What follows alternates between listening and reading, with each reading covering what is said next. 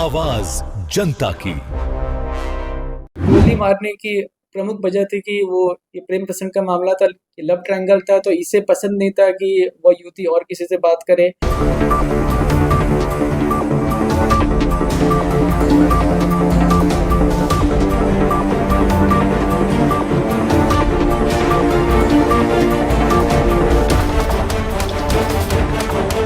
पटना के रामकृष्णा नगर थाना अंतर्गत भूपतिपुर में एक युवक को गोली मारी जाती है। उस मामले में लगातार परत दर परत खुलासा होते गया तो पता चला कि जिसको गोली लगी है उसका 8 साल का प्यार और गोली मारने वाला का 2 साल का प्यार।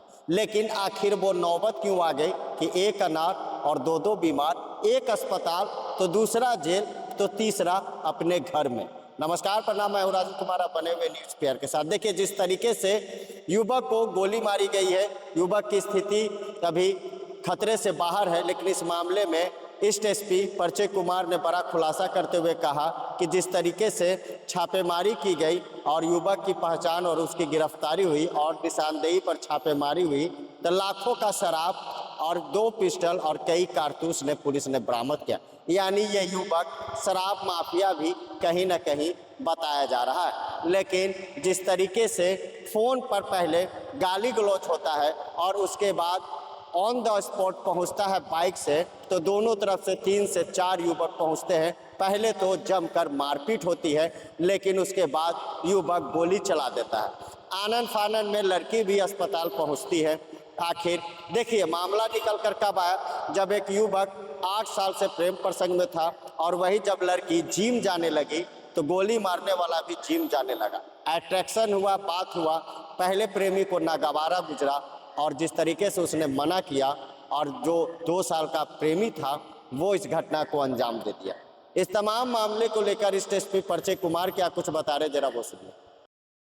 इस प्रेस वार्ता के माध्यम से आपको कई मामलों में सूचना देनी है। सबसे पहला मामला है रामकृष्णनगर थाना से। आपको पता होगा कि 29 अगस्त को शाम के 6:30 बजे एक घटना हुई थी, जहां रामकृष्णनगर के अंतर्गत भूपतिपुर में एक युवक जिनका नाम गौतम कुमार है, उनको गोली मारी गई थी। उसके उपरांत उनको इलाज के लिए ले जाया गया था। इलाज के बाद उनकी हालत स्थिर एवं खतरे के बाहर बताई गई थी। इस संदर्भ में रामकृष्णनगर थाना कांड संख्या 730-25 दर्ज किया गया था।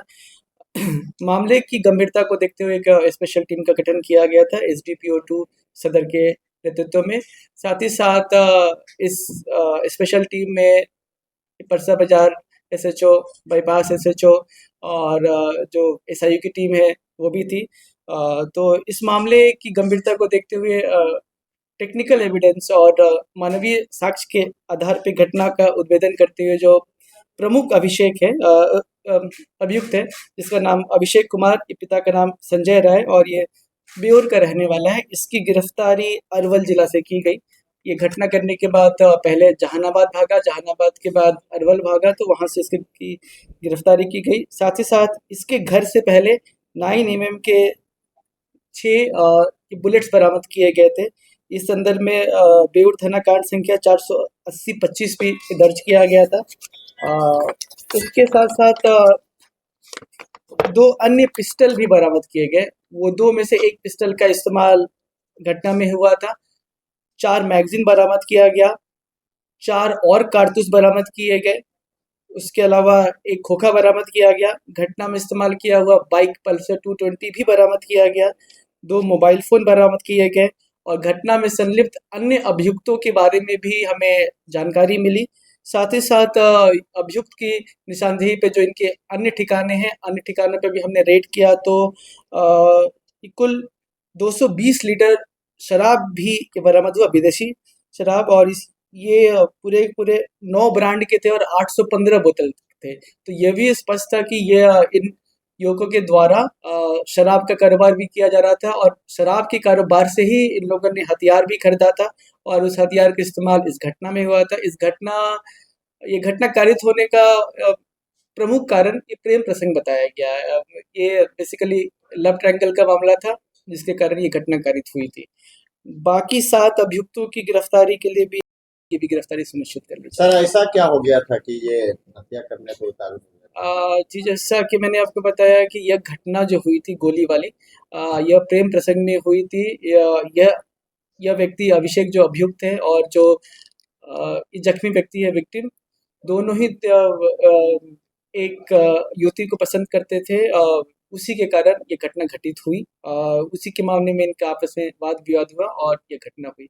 लड़की किसको लड़की ये उनका जाति मामला है, इस पे हम कुछ भी कमेंट नहीं करते। नहीं सर, वो भी जानकारी ये चाहिए कि लड़की के सामने गाली दिया गया था प्रेमिका के सामने, कितने साल से तो सर प्रेमिका का हाथ तो नहीं ना उकसाने में? जी अभी तक जो भी इन्वेस्टिगेशन में निकल कर आया है उसमें लड़की की इन्वॉल्वमेंट नहीं आई है। हालांकि अभी इन्वेस्टिगेशन जारी है। आगे अगर इन्वेस्टिगेशन में निकल कर आता है कि उनका किसी भी प्रकार से हाथ है ये घटना कराने में, तो उनके विरुद्ध भी कानूनी कार्रवाई की जाएगी। लेकिन लड़की तो वहां पहुंची थी हॉस्पिटल में रोते हुए सर, जो 8 साल से रिलेशन उसका है, 2 साल से इसका है। जी मैं इनके व्यक्तिगत रिलेशन के बीच में कमेंट नहीं करना चाहूँगा। ये अपना पर्सनल डिसीजन होता है। कोई किससे कब तक बात करता है, करना चाहे ना करना चाहे, ये कॉन्स्टिट्यूशन फ्रीडम है सभी के पास। जो घटना हुई उसके बारे में आपको जानकारी मैंने दिया कि यह प्रेम प्रसंग में घटना हुई थी और जो अभियुक्त थे अभियुक्ति की गिरफ्तारी हो गई, हथियार भी बरामद हो गया। साथ ही साथ जो अभियुक्त के साथी थे उनके बारे में भी हमें पता चल गया।